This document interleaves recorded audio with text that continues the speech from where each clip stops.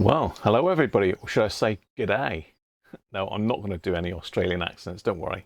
I might, but I'm rubbish at it. So anyway, today's video, a bit special this one. I'm sure you all know David Tipton. Absolutely awesome YouTuber. Got to be one of the best restorers of radios that there is out there. He dabbles mainly with Volve radios, but he pretty much turns his hand to anything, but his skill set is absolutely unreal. The gear he's got to repair things is phenomenal. So anyway, that's enough bulling up Dave, but there will be a link to his channel underneath if you're not already subscribed, which I'm sure you are. Because if you watch my channel, I'm sure you'll be subscribed to Dave already, or David actually. So we got something a bit special because one of my viewers, Jeff, has very, very kindly donated a radio to me with the idea of sending it down under to David. Keep saying Dave, it's David. sorry, David. So I've got a very nice Hacker radio here. Well, it's not ready yet. It's going to be on its way down to David in Australia. So very exciting, and I'm looking forward to seeing what David thinks of this. He's never had one before. He's never seen one. When I sent him a message saying I was going to send it, he's looked it up and he's very excited. He's really looking forward to getting his hands on this. So what is it? Let's just have a look. So here it is. It is a Hacker Mayflower 2. As I say, Jeff has very kindly donated this, and he's also given me the cash to actually to post it as well, because you can imagine what the postage cost is for something of this size and weight to Australia. It's absolutely phenomenal. So Jeff, you're a star. Thank you very much, and I'm sure David is going to appreciate this a lot. So it is Hacker Mayflower 2. It's FM only. It's got a little tuning eye on it, or magic eye, whatever you call it. It's more like a tuning indicator than a magic eye on this one. You'll see it in a minute. Hopefully it works. I don't know. I've never fired this up. So say FM only, goes from 88 up to 104. So I'm sure it'll squeeze a little bit each way. I'm not sure what the frequencies that they use in Australia are. But as far as condition goes, this is absolutely almost mint, I would say. There's a weird little mark on the grill there, but I'm not gonna do anything cosmetic to it. In fact, I'm not really gonna do anything electronic to it. The purpose of this is just to give it an inspection. I want to put some power on it, and that's just to make 100% sure that it's a worker. Jeff tells me it works, but he did say there might be an issue on where it is FM. Apparently, there may be an issue with it. So again, I'm not going to really get involved with the issue. I want to put power on it, but I am going to pop it out the chassis first for a look, just to see if any new capacitors has been fitted, and just to check the condition of mainly that capacitor, the grid coupling capacitor for the final output valve. Or tube, I think they call them in Oz. I don't know. Tube or Volve? Is it Volve or tube? I'm sure you'll tell me. So let's have a look at what we've got here. We've got our on-off. I believe that's volume as well on that side. Sometimes it's tone. I'm not 100% sure, but I think that's the volume on-off. And this is just a tune in here. So that just tunes it. That's all seems to be working. So like I say, I want to check inside. Now we did have a sneak peek at this in a video on my Sunday live show not that long ago. We did pop the back off, but we're going to do it again because maybe not everybody saw that video, and I'm sure this video will get a few more viewers that will be interested to see what we're going to send down to Australia. I've sent many radios abroad, but I've never ever sent a Volve radio in the post ever. So this is going to be a bit scary for me. It's going to be a bit scary to send this. I'm going to pack it to high heaven and double box it. I'm going to buy some boxes in especially for it, and I'm going to buy some extra packaging. So just undone the 4 screws. Pull off the FM aerial, slip it over the power cable, and there we are inside. Exciting stuff. Right. It's a little bit dusty, but David can have that dust. I'm not going to touch the dust. I'm sure one of David's specialities is cleaning stuff, and he does it like no other. But I don't think he's going to need to do a lot to this, but you never know. Once he gets into it, it's surprising what he finds. So it's got a nice sort of layer of dust on it, but this is like a green, sort of forest green hammerite finish on the chassis. Absolutely no rust. I can't see any rust on it at all. So that's looking good straight away. So we've got how many valves have we got on here? We got 4, 5, 6, 7 valves. We've got an ECC 85, which I believe is that one there. It says on the little sheet, there's a little label inside there. I'm not an expert on these by any means, but I'm just reading off of this label here. So it's an ECC 85, which it calls the HF valve. Let me just get you in a little bit closer. There we go. So on the back we've got our label. It says Mayflower 2 VHF radio. Model number is RV20. Serial number looks like 016387. Hacker Radio Limited, Maidenhead in Berkshire. So anyway, ECC 85 is the FM valve, although it says it's HF. Now I've got to make sure I'm going the right way round here. I think I am right. So we've got a first IF here, which is an EF89. Second IF, EF80. We've got a third IF, which is also an EF80. Then we've got our diode, so that'll be our rectifier, I assume, an EB91. Then we've got our 2 amplifier valves, which are both ECL 86s. So fingers crossed they're okay, because that's where your money is there. We've got our transformer here. Now this has got a little plug that sits in it. 200, 210, 220, 230 and 240, 250. So again, I'm not sure what the voltage is in Australia, but I'm sure that one of those settings will be suitable for David. The other thing that he might have to change is this. Unless, well, I'm sure you can get a travel adapter for UK. So if David wants to keep the plug, I'm sure he's got an adapter he can use. If not, I think they've got like a 2-pin plug over there, haven't they? I think it's 2-pin, very similar to the American one. So let's pop the cover off, just have a look, make sure we've got a 1 or a 3 amp fuse in here. I think people sort of recommend a 1 amp in these old radios, but we've got a 5 amp. I think we'll probably pop that one out and stick a 3 amp in there. So that's all good.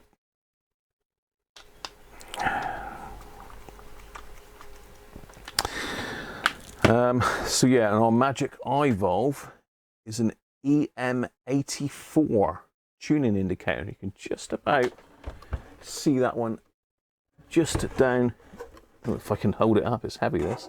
Just in there, look. Just sat down the front. And you can also see the main filter cap in there. Again, I'm not going to be doing any electrolytics in this, I don't think, unless it doesn't fire up. But I'm sure it will. Anything else? So there's our output transformer. and I think everything else is going to be underneath the chassis. So obviously a huge speaker. I mean, that is a monster. What size is that thing? That is absolutely massive. Have I got my ruler here? Let's get the old ruler out. So we'll go Imperial, because this would have been Imperial back in the day. So that's a 10-inch speaker by the looks of it. Looks like about 10 by 5, is it? Or 10 by 6? 10 by 6 maybe. Can't quite get in there. Huge, great speaker. Goodman's. I'm not sure what the ohms is on it. It's not actually on there. But again, looks in great condition. So next job to do is to pop it out of the chassis. And to do that, if I can zoom out a little bit, we've got 4 bolts in the base. So I'm going to undo those, pop it out of the chassis, and join me again in a sec. Right, well, I've undone all the 4 bolts from underneath. They're all out. Need to pop the speaker off. So we've got the red lead on the top. I'll probably forget that, but you know. Oh, they're stiff.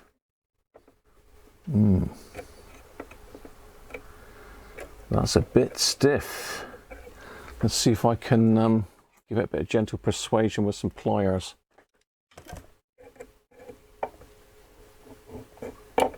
Yeah. Right. Oh, he says, throwing his pliers everywhere.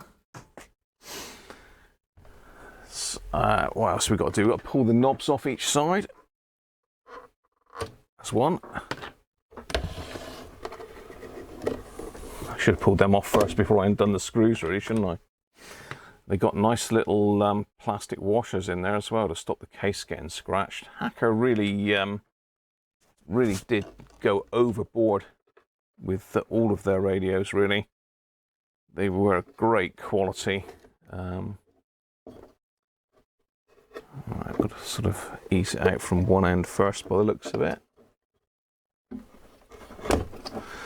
And you probably will have seen these before on my channel. I have got 2 of these myself. Neither are as good as this one, mind you.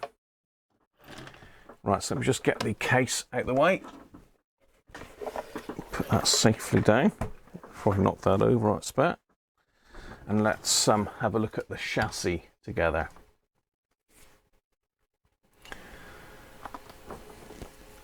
Let's get my light down a little bit. Right, so a bit dusty, but it's all there by the looks of it. There's the front. Some of my labels falling down. So it's looking good. What are we going to test? I don't think we're going to test anything actually. We've got a bulb on here, so we need to make sure that the dial lamp works, because again, these can be a bit tricky to get hold of. And I probably have got some. So anything that it needs, I'll try and include when I send it. Right, which way up are we going to rest this to have a look underneath? Let's just try and tilt it that way. That seems to work well. Let's get the lead out from under it. Is it going to rest there? I don't want it resting on any of the valves, really. Yeah, there we are. Let's just zoom in a minute. I'm going to have a closer look.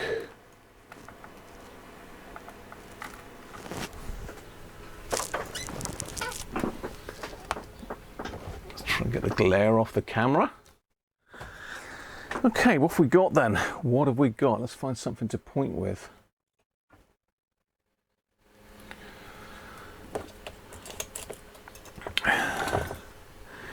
Well, we got some wax, I noticed there, which is unusual because this is not... A wax capacitor, that's a big resistor, but unusual. So something's dribbled off onto that. I'm not sure how that would get there, but there you are. Just looking, we've got some dead flies. And we've got some TCC caps. We've got some L commodes in underneath here, and these could well be a problem. But we won't know till we fire it up. Oh, it looks like we've got a new capacitor here, look. Ah, sneaky. I don't know if you can see in there. Let's just get you in a little bit closer. So we have got a new electrolytic in here and here. And we have got some new caps. New, what am I trying to say? Non-polarized 1 kilovolt caps. So someone has actually worked on this. It's a shame they haven't done those two, but it looks to me like, I mean, that one's new as well. This one isn't. Super mold. So someone's been in here. I don't think that's a bad thing though, because that's going to save David some expense and save him a lot of head scratching as well. Now I think, is that a selenium rectifier in there? It may well be. This might be a selenium rectifier up in underneath here, because here's our mains transformer, and yeah, sure enough, that's our mains lead goes there to the switch, and then from the switch it comes back down to the transformer,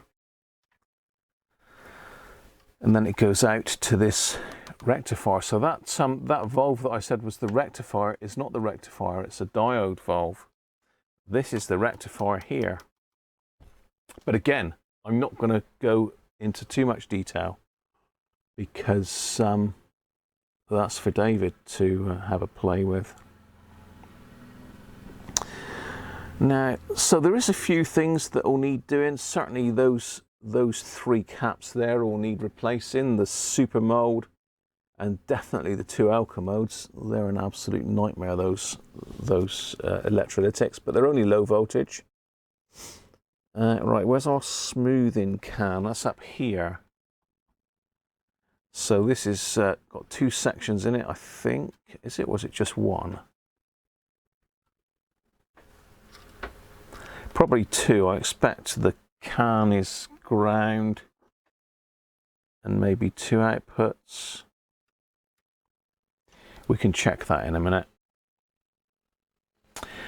So really, I don't think there's going to be any issues with us powering this up. I mean, we have got a little Hunts lurking just down the bottom there. Apologies if this is a little bit dark as well. I think my lights sort of not being very friendly with it. That's a little bit better there.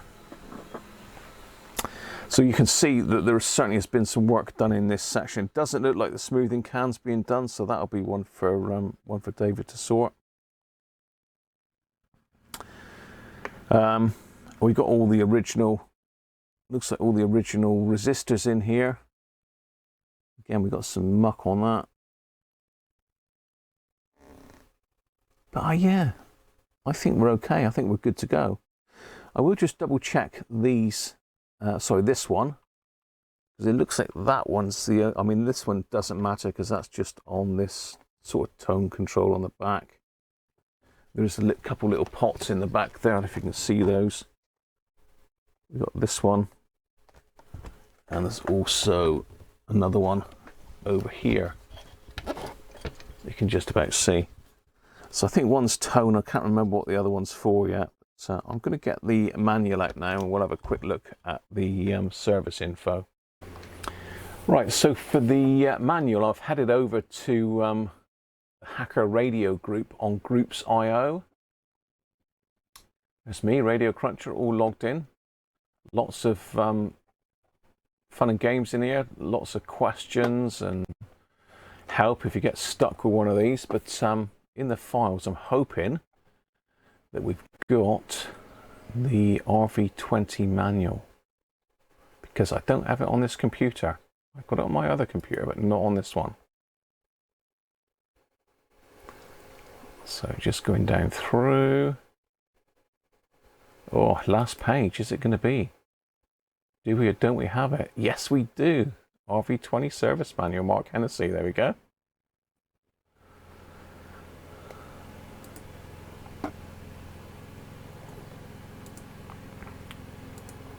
So here's the manual. Let's go full screen. Well, I say full screen.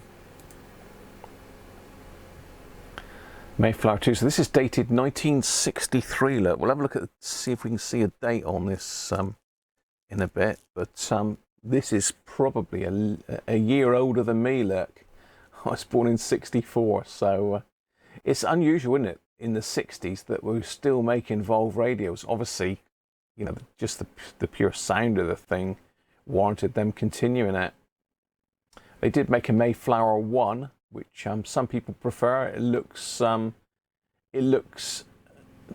different. It's got rounded corners. It's of its era. I mean, they're both nice. I haven't got the Mayflower 1, so I must see if I can find that. So quite a comprehensive manual, this. So if you want to follow along, I've just shown you where to get it from. I just want to see if I can, and it's got a circuit description there that tells you how it all works.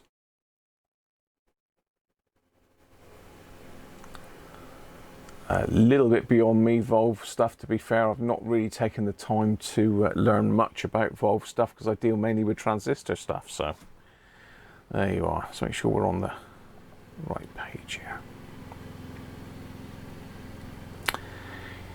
Amplifier checks. IF alignment. Again, I'm not going to touch any of this. All I want to do is just fire it up to make sure it's working. We haven't got any dodgy valves, that sort of thing. So I'm looking for the layout picture from underneath just to check what those capacitors are. So we've got some modifications. Look, I don't know whether that's been done or not. But again, might be something for David to have a look at. So top of the chassis.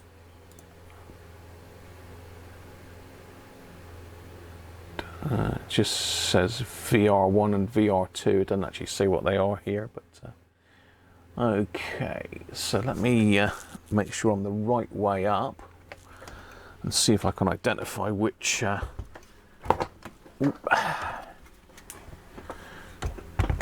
which is which here. He says, dropping the radio down on the floor.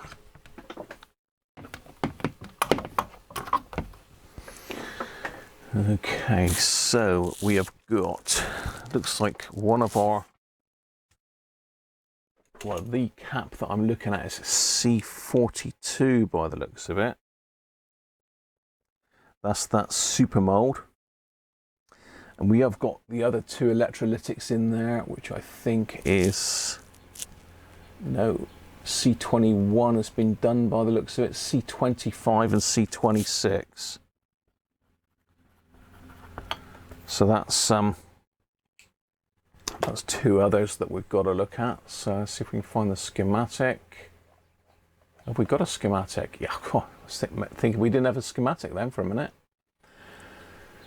So have we got that cap on here?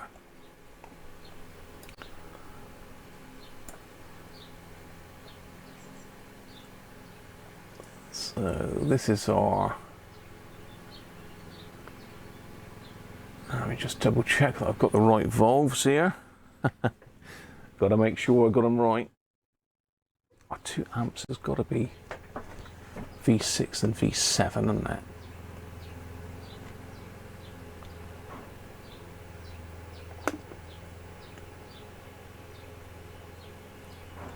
So I'm just having a look to see where this C42 is. So C43 is over there. Sometimes it's got a little thing, but I can't see it on this one. C43, C33.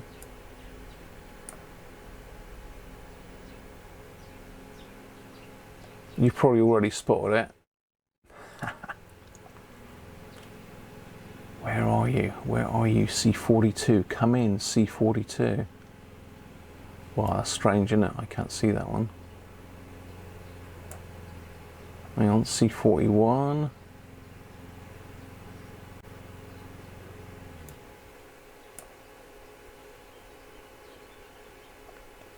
C27. It's a bit random, the number. There he is, C42. So that's on the grid of V8. So we probably need to have a look at that one. That's the diode valve, isn't it? Let's just zoom back.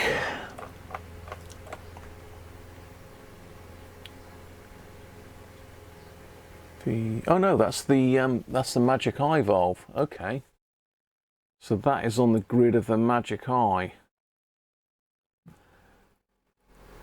So we don't want to kill the magic eye, do we? But is that going to cause us a problem? Yeah, so that is the magic eye tube or valve.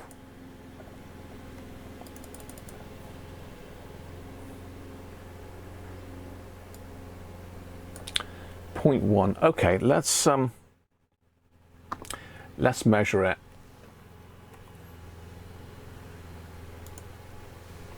Let's measure it. So we're looking at this green one down here. Will it measure in circuit? No, it's across another one. It looks like someone has popped it out. Let's just get my soldering iron fired up, and we'll take a leg off and stick it on the analyzer, I think. Okay, well, hopefully you can see that I'm all connected up. You can see I'm connected up in the back here to this this capacitor. Now this one's rated at 350 volts DC. It's a 0.01 microfarad. So according to this machine, the eye should start opening around here. So you've got 0.1 here. So this is my Heath kit.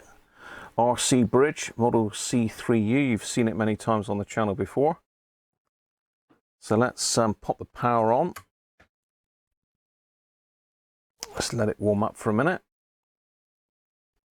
I might need to turn some lights off so you can see the eye in a minute, but I'm going to have a look first just to see if this is any good. I have disconnected it from the circuit, well, one end anyway. But if it doesn't need changing at this stage, and I'm not going to change it, I'll leave that to David when he gets it. All right, okay. Yeah, so we can see our magic eye is green now. I haven't really got that magic eye lined up very well, but let's see if I can get you in a bit closer then. Let's turn off a bit of light so we can see the magic eye a little bit better. Yeah, difficult today because it is quite bright in here anyway. So let's go for normal. So first of all, we want the value. So as we turn it, as we get to there, it should start opening, which it is. So it's not far off value. It's probably about 0.3. Can you see the? You can just about see the eye opening there. Anyway, we want to test it for leakage. So we need to now go over to this part of the tester. So let's test it first of all at 25 volts. So as I turn the lever to leakage, you should see that that eye should snap closed and then open back up again. So let's try that. Yeah, it is snapping shut and opening slightly, but not very fast. Let's try 150 volts then. So this is less than half its rated value. Yeah, that one's, it's not going to open at all. We'll keep it there forever. It's just not opening. So that's got to go. Right, let me get myself sorted, and I'll stick another cap in there. Okay, well, I've got another capacitor. This is 0.1 microfarad, same as the other one. This is rated at 630 volts, so even better. So let's first of all check the value. So 0.1 should be down here. So as we get to there, so the magic eye should open. Just get you in a bit closer. We'll have a closer look at that. He says, a bit too close, Graham. Right, okay. So as we get down to here, so this should open. And sure enough, it's pretty much bang on the value. Again, this is not a calibrated thing, so you know, but it does the job. I love this thing. I could play with this all day long. Right, time for leakage test then. So let's go straight to 150 volts to start with then. So again, the magic eye should snap closed and then back open again. There we are. That's what a good cap looks like.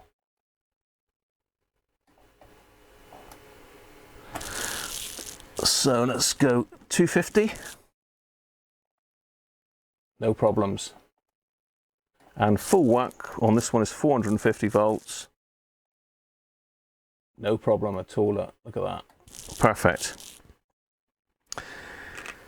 Job done. So let's stick that one in.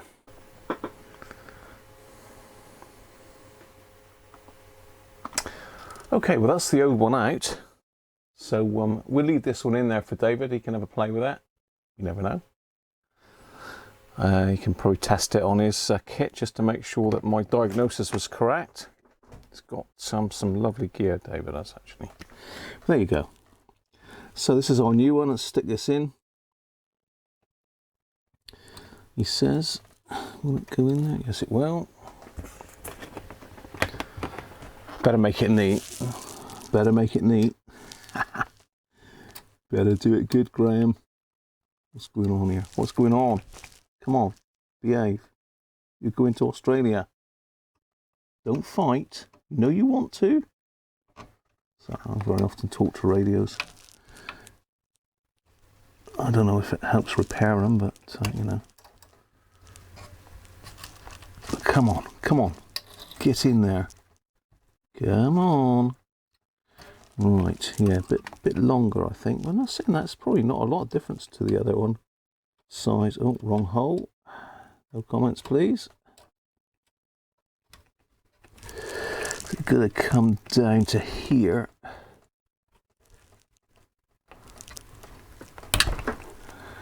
That'll do us.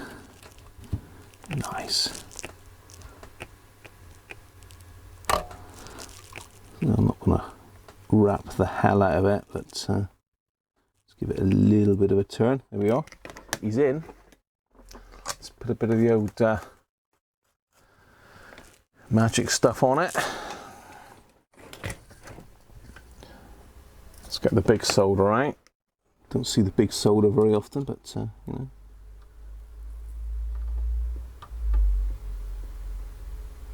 Come on.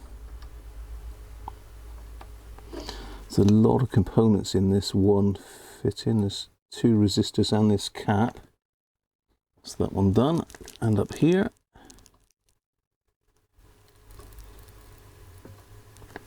There we are.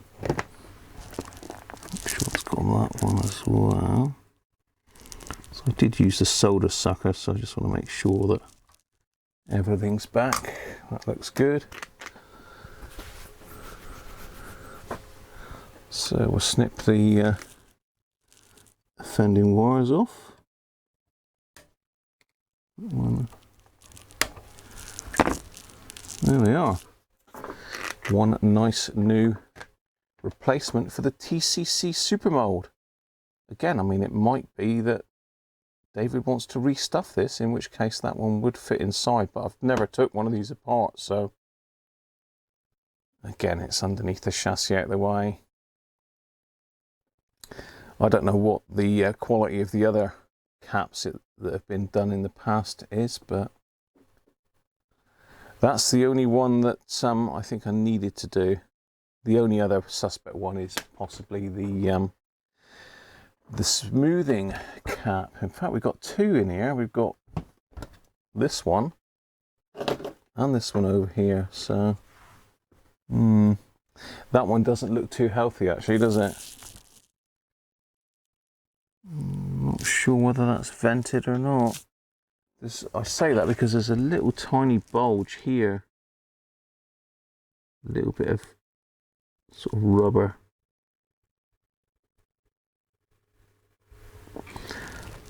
So yeah, not sure. I'm not going to mess too much with that, because, or the alignment or anything like that, because I don't want to detract from what David's no doubt going to do to this. I'm sure he'll give it the once over with his expert eye, and fingers crossed he'll have a fantastic radio at the end of the day. Right, it's time to get this in some sort of order and stick some power on it, so wish me luck. So just before I test it, I just thought I'd bring you back in, pull the back panel in and show you what those two potentiometers were. So over here we've got tone control. It says max treble to the right, I assume. So probably want it somewhere in between. And over here we've got sensitivity control max, and that is wound to the max. So yeah, just thought I'd quickly show you that, because I couldn't remember what they were without the back panel on. Other things we've got on the back, because I don't think I went over this, we've got an external loudspeaker 15 ohm socket, we've got a radio output, gram input, so maybe we could stick a signal from something into this. I'm not going to, but that's something for David. And we've got some AFC as well, unusual. Most of these controls you see on a front panel on a transistor radio, but this is a little bit different. So yeah, interesting. And you'll notice on the top over here we've got RV20 and the final choice. Good stuff. Okay, the moment of truth. Scary stuff. I've got my variac and isolation transformer plugged in. Got the lamp limiter in lamp mode. Switch it on. Power is on. Well, sorry, yeah, the radio's turned on. It's on maximum volume at the moment. Got, I don't know where it's tuned to, but we should be able to pick up a few FM stations in here with this aerial.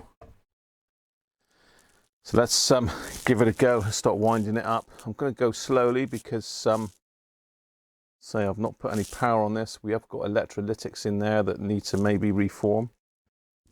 So I'm just winding it up gradually. As you can see, 60 volts. No shorts so far. Let's wind it up to 100 volts. Let's leave that for a sec. No lamp glowage. Is that a word? Glowage? Glowage. So at the moment it's drawing 60 milliamps by the looks of it, so not huge. Unlikely to get any action until we get up around 180 volts. That's a 60 watt bulb in there, so that just gives it a little bit of extra restriction. So let's go up. Let's go up to 150. 80 milliamps, still no glowing. We've got any valves starting to light? Nope.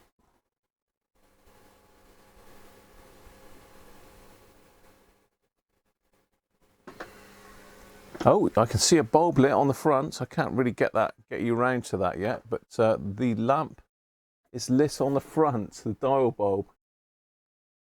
I've got it the wrong way round really, but I wanted to keep it this way so you could see the valves. Oh, it's humming. Can you hear that? Humming. So let's go up to our magic 180, see if it'll spring into life. 100 milliamps.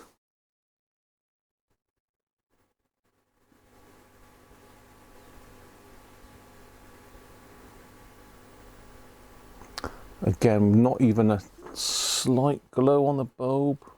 Maybe I can just see a slight, yeah, I can feel it's warm, but it's obviously dumping a bit of current.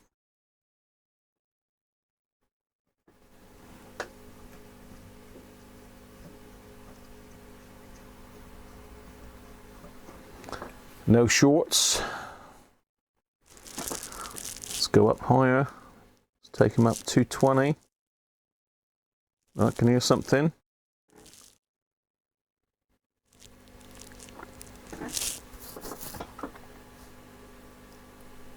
Okay, so our bulb is glowing now.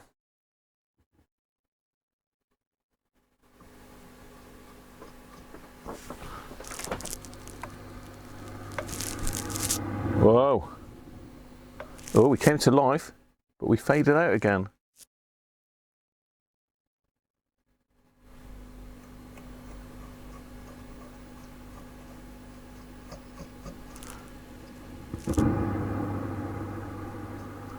Okay.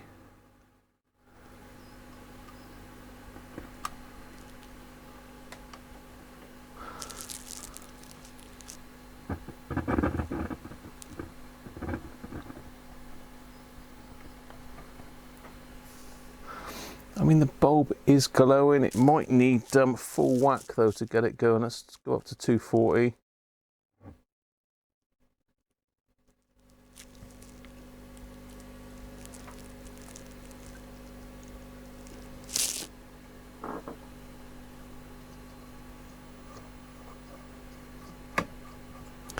No, something's not right. Now, is this a job for David? I think it could be. It could be that the smoothing caps aren't good. We've got a bit of hum there. It sort of tried to get going, didn't it? Just give the outputs a wiggle a minute. Let's give the outputs a little wiggle.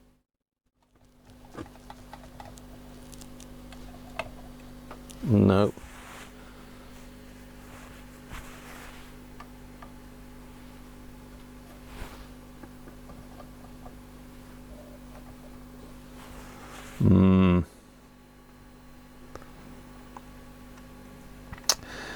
What to do?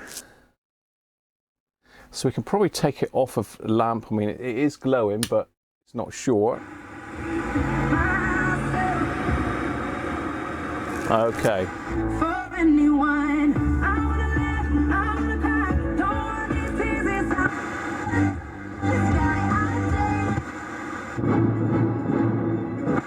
How?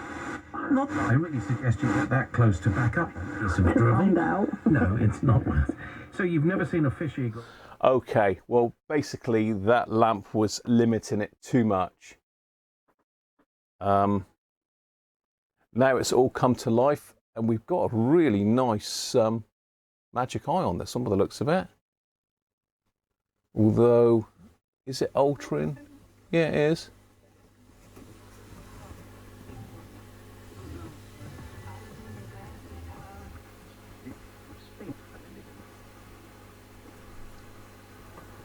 Just trying to see where we are on the scale. Right, so if we come back this way, we should have radio 4 there. Yeah. It's the fish stocks that can actually devastate the population of puffins. Anyway, Emma, I've got to ask, what are you doing in the future? That's Radio Devon. It's all around. Are filled with video pieces and sound art and paintings and sculptures and installations. Wow! All of which Wow! seem to owe a debt to Climb.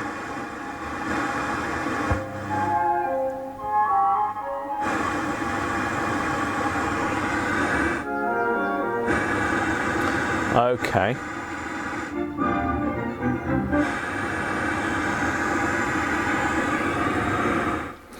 Well, one thing I can see is we're right the way over on the left, which should be 88 megahertz, which should be radio 2, but it's not there. So the oscillator is going to need adjusting. Because, I mean, that's radio 3 there, I believe. So, yeah, we're missing radio 2 from the bottom end. Again, David's station is going to be totally different to this, but oscillator is definitely off on the lower end. So we should. Your help. So I've got absolutely no problem asking you to donate today at macmillan.org.uk. Macmillan Cancer.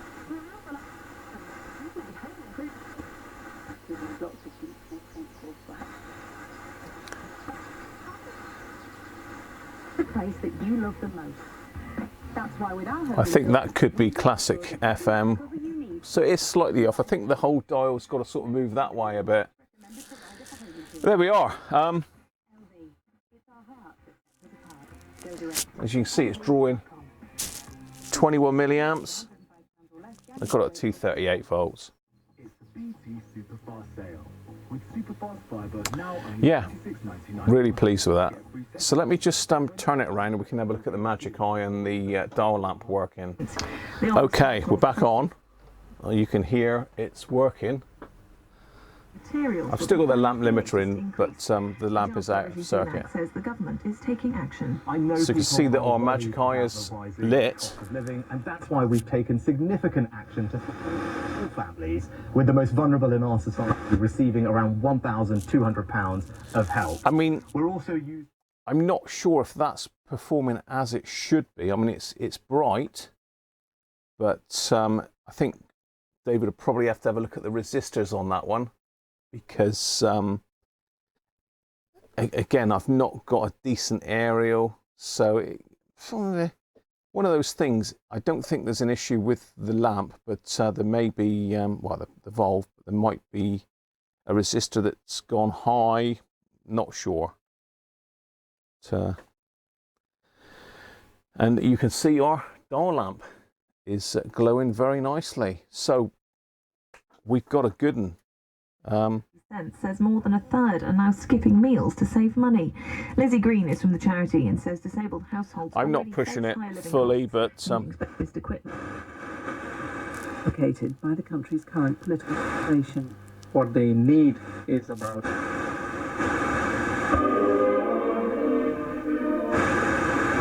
So just slightly missing out on radio 2 on the bottom end of the scale. for disabled people.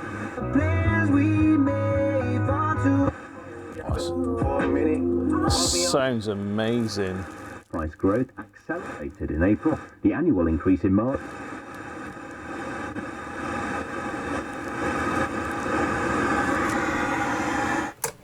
Well, there you are.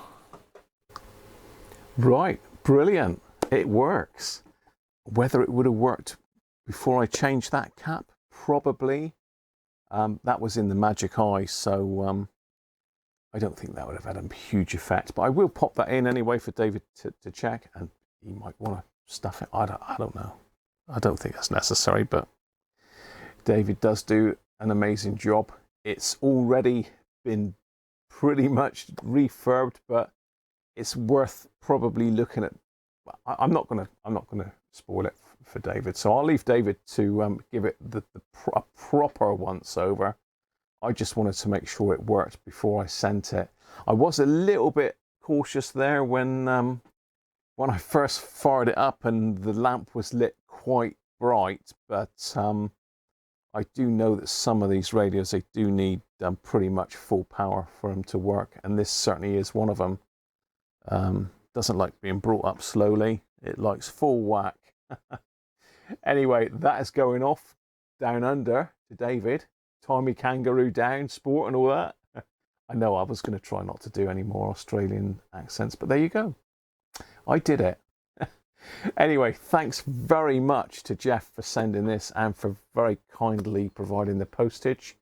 And the next time you'll see this, it will be down under on David's channel. Check him out, make sure you're subbed, and I'll catch you again soon. Bye for now.